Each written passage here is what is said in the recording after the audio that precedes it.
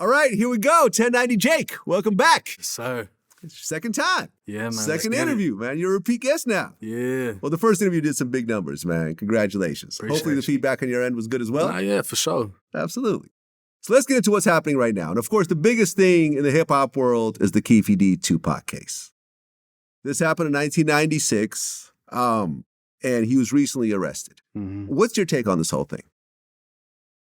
It's crazy. I mean, they try to say you solved it. You know what I mean? That's what they're trying to put out there. But it's like, I've paid attention to a lot of your work, and obviously I paid attention to the case.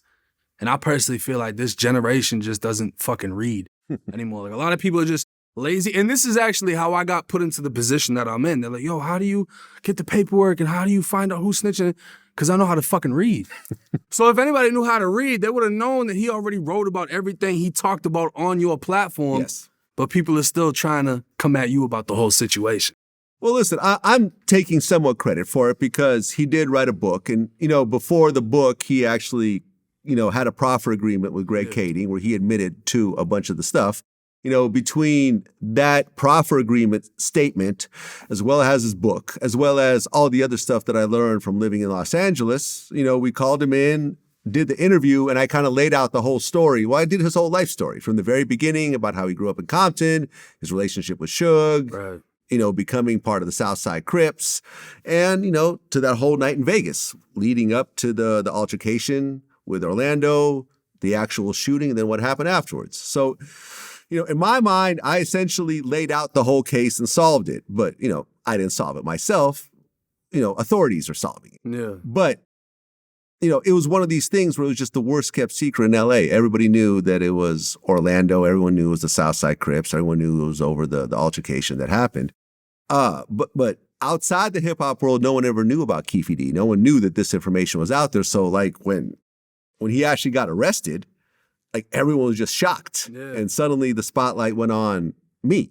Right. That's where, the Pierce Morgan interviews started happening, the Breakfast Club interviews, and, everything else like that.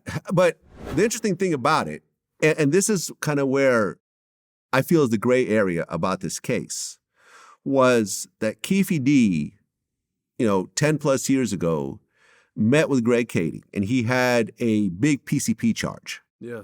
He had gotten caught with a whole bunch of PCP based on his priors, would have given him life in prison.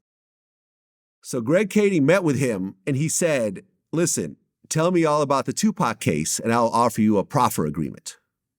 Explain what a proffer agreement is. Well, the proffer is going to be where you give information, and in return, they're more or less going to help you out. Like proffers, my co-defendant took a proffer, and basically he told them everything that happened in our case in order for him to get a reduced sentence, or in the hopes that he would get a reduced sentence. And then in the federal system, same shit. You know what I mean? It's 5K1. But basically, you're giving up information to solve something in the hopes that in return, it's going to save you from whatever. And obviously, his drug case, that would have been the return. That would have been the benefit of doing that. Right, because in return, they dropped his PCP case. Yeah. And he walked away from life in prison. But I think the thing about the proffer agreements that people don't quite understand, and I think this is a little bit fuzzy as well, is from what I understand, and I could be wrong, is that a proffer agreement, you could say whatever you want to say, and nothing in that statement could then be used against you in a criminal case. Mm-hmm. But where it gets a little bit fuzzy is that, from what I understand, proffer agreement is also called Queen for a day.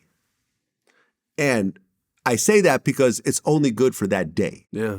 Meaning that the next day, if you turn around and tell that same story again, all of that could be used against you. Yeah, well, they also have, I think it's the Son of Sam law. Son of Sam, that was the serial killer in New York. And it's basically like you can't capitalize off of a crime that you've committed.